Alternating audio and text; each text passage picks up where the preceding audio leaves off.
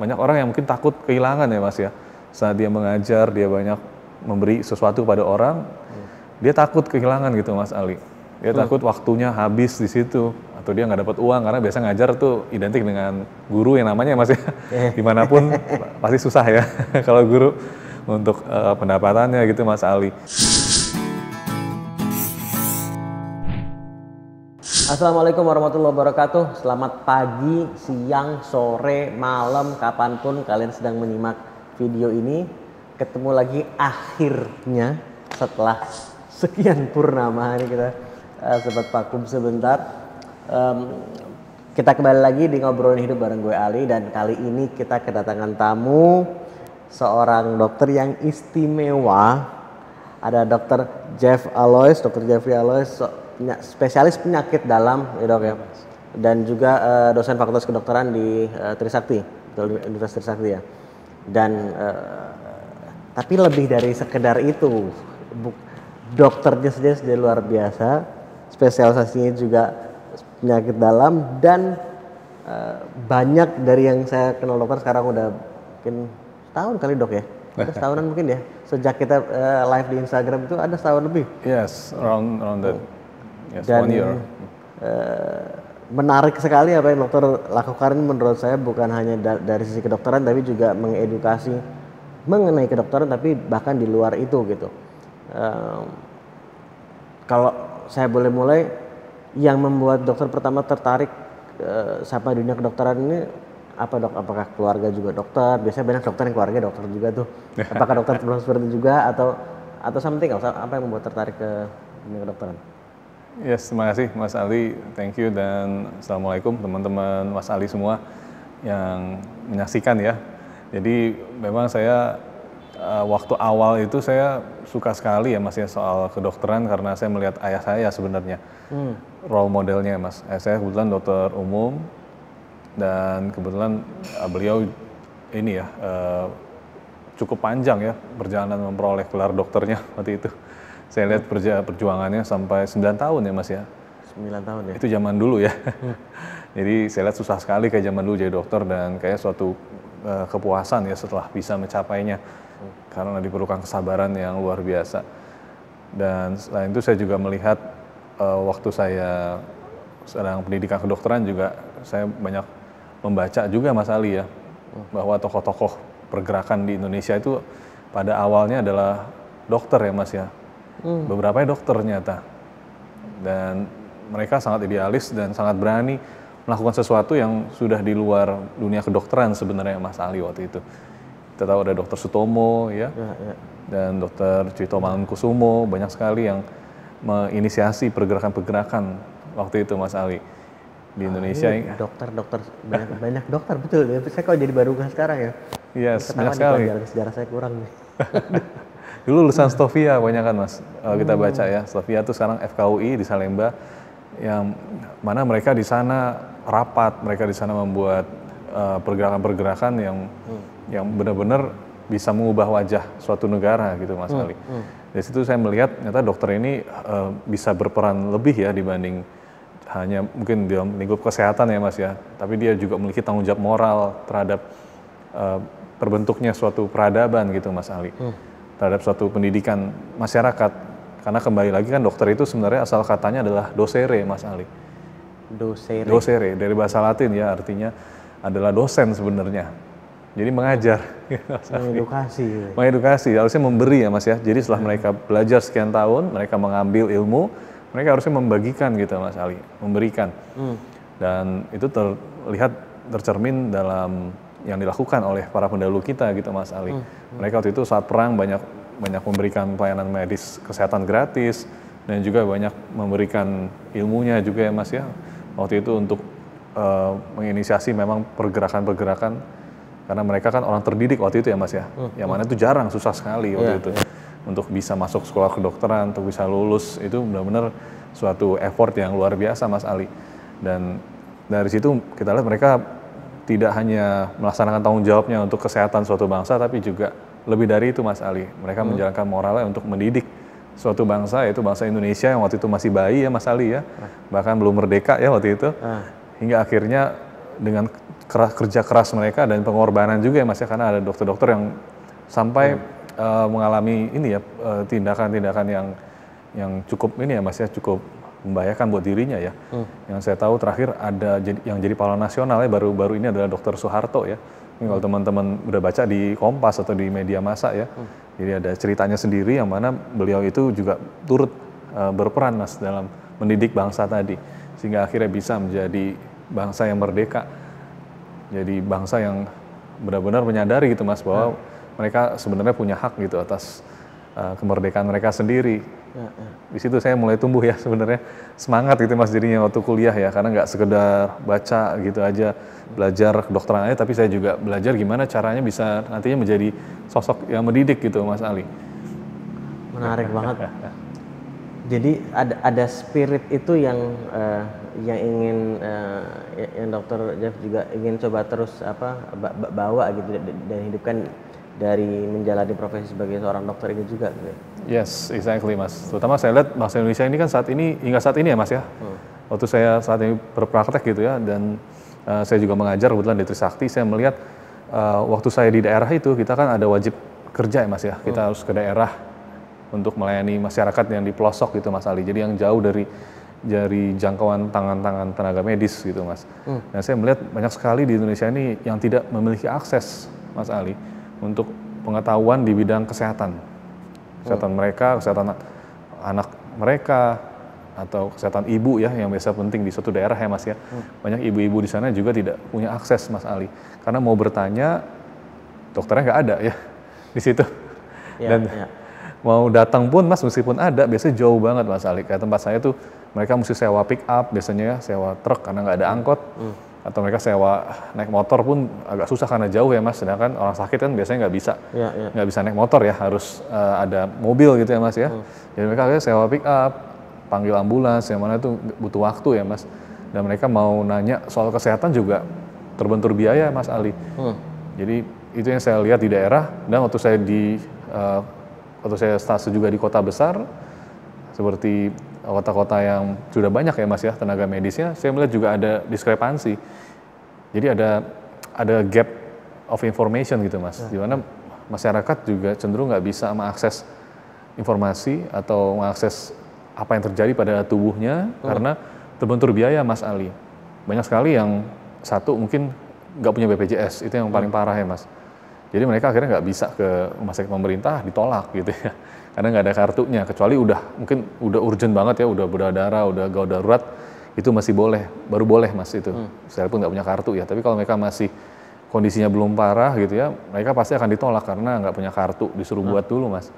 Yang mana itu membuat kartu BPJS itu juga kan agak nggak semudah itu ya Mas ya, karena banyak dari kita kan di kota besar itu adalah pendatang, yang mana mereka harus datang dulu balik lagi ke kampung halamannya, mengurus surat segala macam, jadi ya makan waktu dan ribet Mas, sehingga akhirnya mereka nggak bisa dapat info soal saya sakit apa sih. Mereka tuh nggak bisa Mas, karena mereka mau ke yang swasta bayar kan Mas Ali ya. Paling pakai asuransi, yang mana mereka nggak punya asuransi swasta. Kebanyakan dari kita mayoritas tuh nggak ada asuransi swasta Mas Ali, asuransi swasta yang bisa mengcover ya, sehingga akhirnya mereka mendiamkan saja penyakitnya Mas. Nah, thanks to Instagram ya, saat ini kan banyak sekali ya Mas ya yang mengakses sosial media melalui HP-nya Mas ya, terutama penetrasi internet di Indonesia kan juga sudah cukup baik ya Mas ya. Saya tahun 2018 itu mulai edukasi di media sosial, dan saya lihat impact-nya besar sekali Mas Ali, karena banyak yang nonton tuh dari luar-luar pulau besar ya Mas ya, pulau-pulau kecil, yang mana pasti di sana itu masalah akses informasi ini benar-benar sangat sulit Mas Ali. Hingga sekarang juga Mas tercatat 6% ya, 6% dari puskesmas itu artinya ada ribuan ya Mas ya, yang tidak ada dokternya Mas Ali. Satu pun nggak ada. Jadi bangunan aja. Paling ada tenaga kesehatan kayak perawat atau mantri ya Mas ya, kalau di daerah tuh banyak mantri Mas Ali. Jadi orang awam yang sebenarnya dididik Mas. Jadi mereka nggak punya pendidikan di bidang kesehatan, itu cuma kayak sukarelawan ya kalau kita bisa bilang ya Mas ya. Kayak kemarin gempa Cianjur nih, sukarelawan gitu Mas, yang memang dia sukarela karena dia mungkin nggak tega ya ngelihat masyarakatnya nggak ada yang nolong gitu Mas. Yang hati tergerak gitu untuk Yes, benar Mas Ali.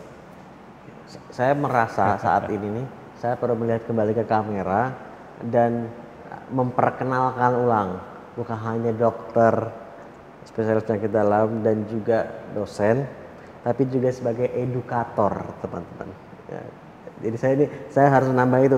saya melihat dokter juga ya karena betul saya melihat dari apa yang dokter share tadi dan itu sangat sejalan sama apa yang dokter lakukan juga. Bahkan saya waktu itu kan pertama kali kita ngobrol akhirnya live di Instagram pun membahasnya bukan soal kesehatan waktu itu, kita membahas soal life purpose, soal tujuan hidup gitu. Jadi dan dari apa yang saya lihat, apa yang dokter share dan edukasi dokter ke masyarakat lewat sosial media pun tidak hanya terkait dengan dunia medis gitu atau kesehatan, tapi sama Mas Panji juga waktu itu kan. Jadi kan cukup luas itu. Apa yang membuat dokter juga akhirnya atau apakah ada visi tertentu terkait mengedukasi ini? Sepertinya kan bukan hanya di bidang medis atau kesehatan aja gitu. Ya, terima kasih Mas Ali. Jadi waktu itu memang kita membuat acara banyak ya Mas ya dengan figur publik ya, tokoh publik seperti ada Mas Lukman Sardi di dunia perfilman ya, di dunia tarik suara tuh ada Mbak Dira Sugandi juga, ada Bu Susi Pujiastuti juga kita undang ya Mas ya dari waktu itu ini ya Mas ya sebagai mantan Menteri Kelautan ya, yang mana beliau juga banyak menghadapi masalah-masalah di masyarakat. Jadi emang waktu itu kita buatnya meluas Mas Ali karena waktu itu kan pandemi ya Mas ya, pandemi lagi berat-beratnya, sekarang juga masih pandemi ya by the way. Tapi waktu itu lagi ganas-ganasnya Mas Ali dan saya lihat banyak banget masyarakat yang juga selain membutuhkan kesehatan juga membutuhkan edukasi yang terkait dengan pandemi itu sendiri ya Mas ya. Dan juga saya kan banyak teman di dunia kayak misalnya dunia perfilman gitu Mas, dunia hiburan. Dan mereka terdampak pandemi Mas Ali. Hampir semua aspek kehidupan kita terdampak pandemi kesehatan ini Mas Ali. Dan ini saya ingin explore gitu Mas, saya ingin melihat langsung ke pelaku-pelaku bidang tersebut masing-masing bagaimana sih dampak pandeminya supaya mereka setidaknya bisa mewakili gitu Mas segmen masyarakat tersebut. Karena saya lihat sangat relate sekali dengan dunia kesehatan gitu Mas. Intinya adalah suatu pandemi COVID-19 yang akhirnya dampaknya meluas ke berbagai aspek gitu Mas Ali. Jadi saya berangkat dari kesehatan, saya undang dokter-dokter waktu itu ya masih ada dari Kemenkes juga, kemudian saya juga undang teman-teman saya juga ya yang spesialis di bidang khusus untuk ke arah COVID ini. Dan setelah itu saya mikir kalau kesehatan mungkin waktu itu kan udah gencar sekali ya Mas ya, sudah banyak. Saya mikir kayak juga masyarakat perlu juga nih Mas dibuat konten yang menghubungkan antara pandemi kesehatan dengan bidang pekerjaan mereka Mas Ali. Jadi saya waktu itu kita undang coba ya, ada dari dunia seni ya Mas ya, kita undang waktu itu ada Mas Lukman Sardi, terus dari dunia tarik suara ada juga, dunia acting juga ada waktu itu kita undang, dan dunia seni fashion juga ada kita undang Mas Ali ya, ada Mas Didit Maulana, Ibu Ana Avanti juga kita undang, kita tanya bagaimana dampaknya gitu Mas, karena mereka yang paling mengetahui Mas Ali gimana dampaknya terhadap dunia mereka dan bagaimana nih caranya supaya inti masalahnya itu sektor kesehatan ini cepat pulih Mas Ali, supaya kita bisa bangkit ya sektor-sektor yang lain itu. Jadi kita lebih menggali ke arah dampak dari suatu masalah kesehatan Mas Ali. Ternyata bisa seluas ini loh gitu, nggak cuma di rumah sakit aja selesai gitu Mas, masalahnya cuma di situ, tapi ternyata kemana-mana Mas, ke sumber pencaharian orang gitu, apapun profesinya terdampak Mas Ali. Nah disitulah kita mulai explore ya Mas ya, langsung ke pelaku-pelakunya, gimana sih yang mereka alami, dan juga kita waktu itu juga menanyakan juga gitu Mas, kira-kira dari mereka gimana solusinya nih supaya kesehatan ini bisa cepat bangkit gitu ya Mas ya, sehingga mereka bebas dari dampak pandemi ini. Dan tambahan juga kita dengan Mas Panji waktu itu Mas, kita juga ada kolaborasi juga karena ternyata public figure-nya juga punya inisiatif ya Mas ya, inisiatif di bidang kesehatan juga. Contohnya kayak Mas Panji punya pita kuning ya Mas ya, waktu itu ada lembaga untuk menolong anak-anak dengan kanker Mas Ali. Itu juga kita jadi kolaborasi, kita juga buka donasi ya Mas ya, untuk waktu acara live itu, untuk yang mau menyumbang bisa menyumbang ke link yang sudah kita berikan. Jadi kita ada CSR ya kalau bisa dibilang ya Mas ya, sosial give back-nya buat masyarakat, seperti itu Mas Ali. Ini saya banyak pertanyaan yang mau saya tanyakan dok. Tapi saya agak lompat-lompat nggak apa-apa ya. Saya mundur lagi sebentar nih dok. Saya mundur lagi nih. waktu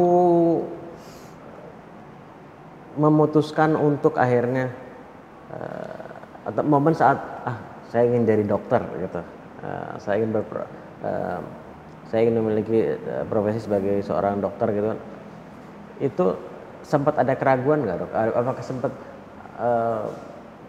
atau bidang ini aja atau bidang itu aja? Mungkin soalnya zaman sekarang banyak banget anak-anak yang kayak galau untuk memilih mungkin jalur karir atau profesi gitu.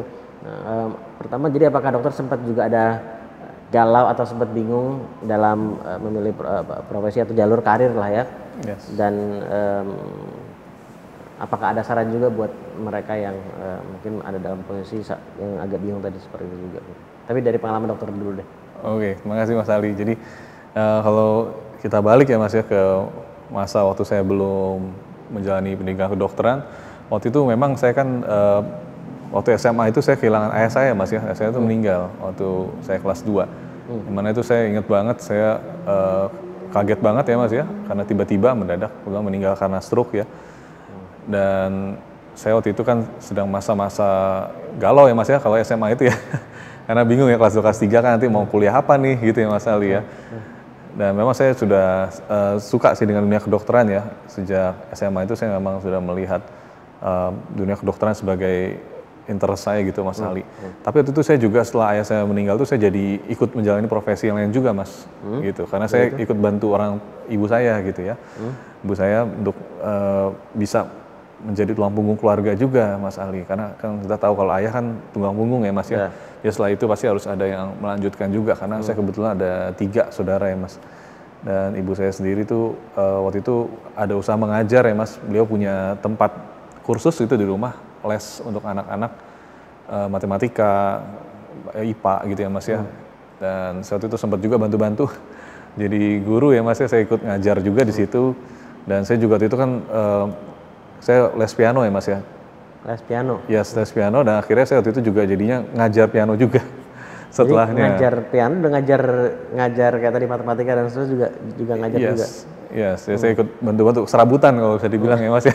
Dan sekarang saya ikut gantiin guru saya, waktu itu ada perform, ada konser di hotel biasa ya Mas ya. Ya ada semacam ini ya, performance yang memang rutin gitu Mas, dibayar gitu ya. Jadi saya ikut juga gantiin karena beliau juga tahu kondisi saya. Nah akhirnya saya juga mikir ternyata banyak sekali yang bisa dilakukan gitu ya Mas ya. Saya juga terbuka untuk profesi-profesi yang lain. Tapi yang paling saya suka adalah waktu saya mendidik gitu Mas Ali, waktu saya mengajar ya ke orang-orang masyarakat ataupun waktu itu kan anak les ya Mas ya, anak didik. Saya merasa saya bisa selain saya memberi sesuatu, saya juga mikir, saya jadi sebenarnya saya sendiri memperkaya diri saya sendiri gitu Mas. Saya juga mendapatkan sesuatu gitu Mas Ali. Jadi di saat yang sama Mas Ali itu memberi dan juga mendapatkan sebenarnya. Jadi Mas nggak kehilangan. Banyak orang yang mungkin takut kehilangan ya Mas ya. Saat dia mengajar, dia banyak memberi sesuatu pada orang, dia takut kehilangan gitu Mas Ali. Dia takut waktunya habis di situ, atau dia nggak dapat uang, karena biasa ngajar tuh identik dengan guru yang namanya Mas ya. Dimanapun pasti susah ya kalau guru untuk pendapatannya gitu Mas Ali.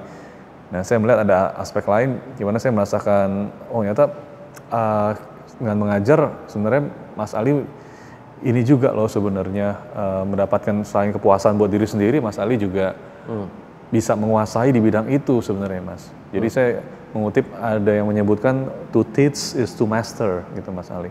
To teach is to master. To master. Jadi sebenarnya Mas dengan mengajar baru Mas bisa menguasai topik atau bidang itu Mas Ali. Dengan cara kita memberi sebenarnya Mas ya, kita memberikan dengan totalitas terhadap suatu topik atau suatu mungkin keahlian kita, barulah kita bisa menguasai bidang itu sebenarnya Mas. Kita bisa diberikan, mungkin dari Tuhan kita diberikan kemampuan ya Mas ya untuk bisa menguasai benar-benar bidang itu. Tapi kalau kita hanya mungkin nggak memberi, kita hanya cuma mengambil aja gitu ya Mas ya, kita hanya belajar aja, tapi kita nggak pernah ngajarin orang atau membagi-bagi ilmu kita, kita nyimpen buat diri sendiri, itu justru kita belum bisa dibilang menguasai gitu Mas Ali ya, belum bisa dibilang kita emang ahli di bidang itu. Ya saya merasa banget, saya banyak belajar dari saat saya justru mengajar orang lain mas gitu. Saya jadi terbuka, ternyata saya juga belum bisa ya, saya banyak yang belum tahu ya mas ya. Waktu saya contohnya ditanya sama netizen mas, waktu di Instagram kita kan banyak Instagram story, kita buat, saya tuh buat ini mas, ada tanya jawab di situ mas Ali, jadi mereka bisa nanya for free ya. Tapi ini sekali bukan konsultasi kedokteran mas, jadi kalau kita hanya edukasi aja, mengarahkan gitu mas Ali ya. Oh baiknya ibu ini kalau ada misalnya ada benjolan di hati, baiknya ibu ini loh ke dokter ini, nanti akan diperiksakan seperti ini bu untuk mengetahui apa sih sebenarnya dan nanti terapinya apa. Jadi semacam highlight aja mas, semacam teaser aja ya. Nanti selanjutnya ibu harus datang tetap ke dokter untuk diperiksa. Nah itu yang saya lakukan di media sosial, dan dengan mendidik seperti itu saya jadi banyak terbuka mas, bahwa saya ternyata juga nggak bisa jawab loh, banyak ya saya sebenarnya nggak bisa jawab ya mas ya. Dengan segala kerendah hati banyak sekali yang saya justru sebenarnya belum tahu juga, dan saya dari situ saya belajar mas, saya baca lagi buku, buka lagi, saya banyak tanya teman-teman spesialis saya yang lain. Jadi saya merasa wow, pertanyaan-pertanyaan yang dari orang-orang awam ini ternyata banyak banget mas, yang luar biasa sulit ya. Mas Ali yang luar biasa menantang gitu mas sebenarnya, dan banyak banget harusnya yang memberikan edukasi nih mas, karena banyak masyarakat kita ternyata yang belum tahu ya soal case-nya macam-macam gitu. Case-nya macam-macam, terlalu banyak informasi yang harus kita berikan ya mas ya untuk masyarakat. Kalau enggak mereka jadi salah nantinya mas, takutnya mereka nanya mungkin ya ke bukan yang tenaga kesehatan, dan akhirnya nanti malah misinformasi mas Ali. Jadi besar sekali potensi ke arah sana mas, itu yang saya lihat. Dan saya lihat mungkin masih sedikit ya yang mau terjun untuk mengedukasi, entah di media sosial atau mungkin penyuluhan di desa-desa ya mas ya.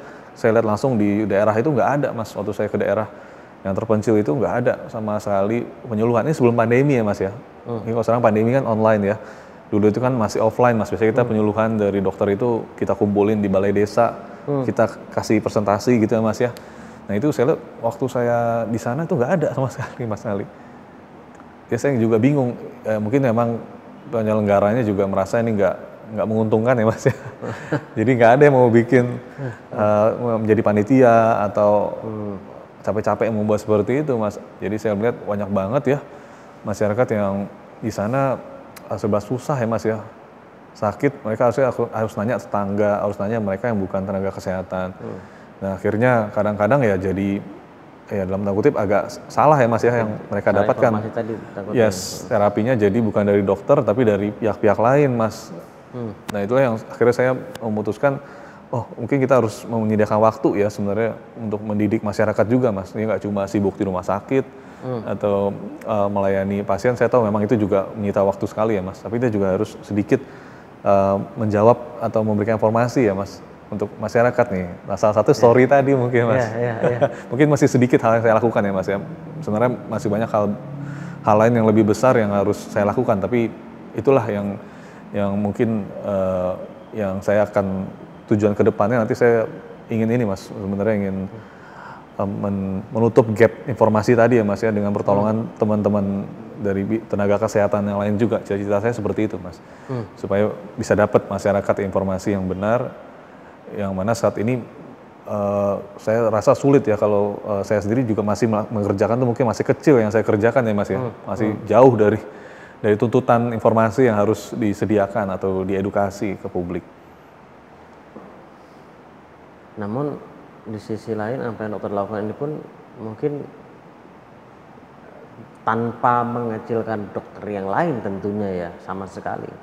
Namun kalau kita lihat populasi jumlah dokter di Indonesia gitu ya, dari 100% jumlah populasi dokter di Indonesia gitu misalnya, kan bayangan saya nih, mudah-mudahan saya salah, bayangan saya hanya kecil sekali proporsi yang selain menjalani keseharian sebagai dokternya juga melakukan go extra miles dalam mengedukasi masyarakat juga gitu, seperti yang dokter lakukan. Jadi yang tadi dokter bilang sedikit, menurut saya itu pun cukup banyak dibanding secara relatif dibandingkan yang lain, dan saya pribadi saya juga sangat appreciate apa yang dokter lakukan gitu dengan mengedukasi, karena saya juga belajar dari pertanyaan yang ditanyakan sama netizen gitu ya ke story ini tuh kan oh ini bisa relate apakah ke saya ataupun orang yang saya kenal gitu. Jadi sometimes ini sekedar mau share ini ke dokter. Yang mendapat manfaat saya yakin bukan hanya yang bertanya aja, tapi yang membaca meskipun dia bukan hanya, saya cukup yakin mereka juga dapat informasi, dan itu saya mau makasih juga gitu. Lompat lagi nih dok. Jadi kalau dari dokter bilang, dokter cerita sepertinya ini memang keinginan menjadi dokter, interestnya sudah, ketertarikannya sudah cukup panjang. Tadi dari almarhum ayah juga gitu kan.